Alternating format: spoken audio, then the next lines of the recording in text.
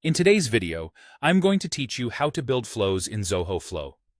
By the end, you'll know how to create a new flow, set a trigger, add actions, test everything, and turn it on so your apps start working together automatically. First, open Zoho Flow and head to the My Flows section. Click Create Flow in the top right, or use the plus button on the left panel if you prefer.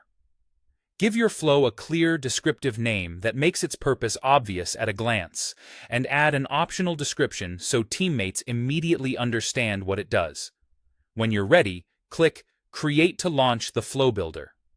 Next, set up your trigger, which is the event that starts the automation. In the Builder, look for the App panel and click Configure. Search for and select the app that should fire the trigger. This could be Zoho Forms, Zoho CRM, Google Sheets, or another connected app. Choose the specific trigger event, such as New Form Entry, Record Created, or Task Updated. If you haven't connected that application before, you'll be prompted to authorize it.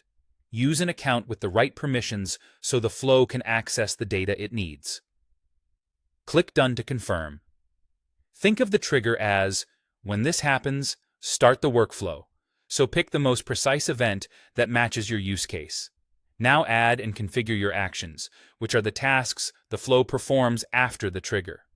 From the left panel, select the app where you want the action to occur. Choose an action type like Create Record, Send Email, or Add Row. Connect the target app if it isn't already authenticated.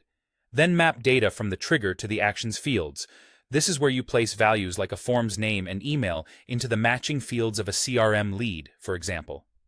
Make sure all required fields are filled and that formats match, especially for dates, numbers, and pick lists. When the mapping looks right, click Done to add the action to your flow. Before going live, click the Test and Debug icon, which appears as a play or bug button. Run the flow with sample data to check for errors. Review any error messages and fix issues such as missing required fields, authorization problems, or mismatched data types. Test again until everything runs cleanly. Finally, when the test passes, toggle the flow switch on to activate it. From now on, whenever your trigger event occurs, your actions will run automatically. If you ever need to pause the flow, simply toggle it off and make updates as needed.